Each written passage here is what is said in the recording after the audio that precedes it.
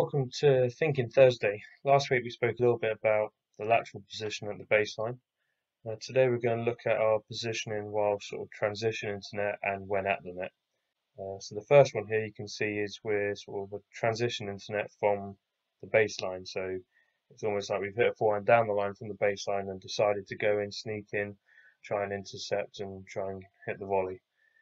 And what you can see here, the position we take up is obviously this one shows us that it's wrong. The reason being is because by the time our opponent contacts the ball, we only just about make the service line.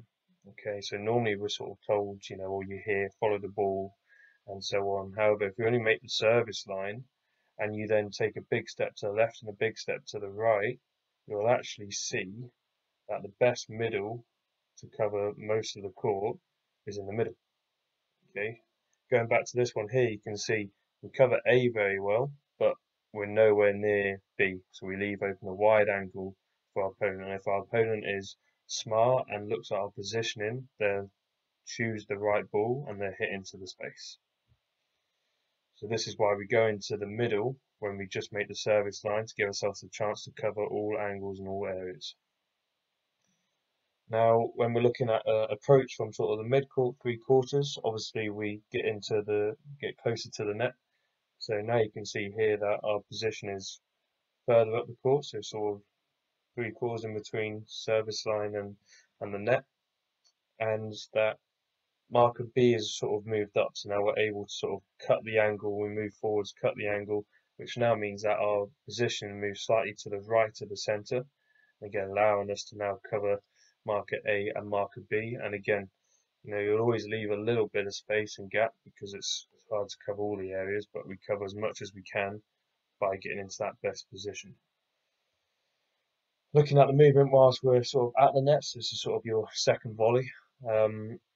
Let's say from that position we then hit another volley back to sort of down the line to our opponent's backhand side, as shown in the picture here.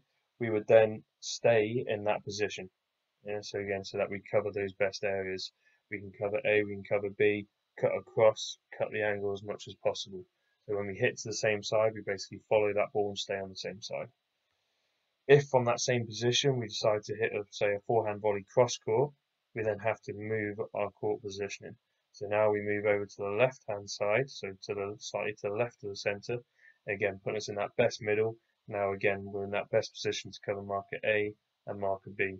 So it's understanding where you're hitting the ball, understanding that where you have to move to cover the best angles. But what's also really important is your awareness of your opponent's positioning. So for example, let's say I hit that forehand volley cross, but I didn't actually shift my position, I stayed. A smart player from the baseline would see that and then they would hit down the line into the space. So always be aware from the player where the space is, so you know where to hit to. But this is also why the position is so important to cover those areas and make that shot selection harder for our opponent. Thanks for watching. If you have any comments or questions, please just comment or get in touch with me. Yeah.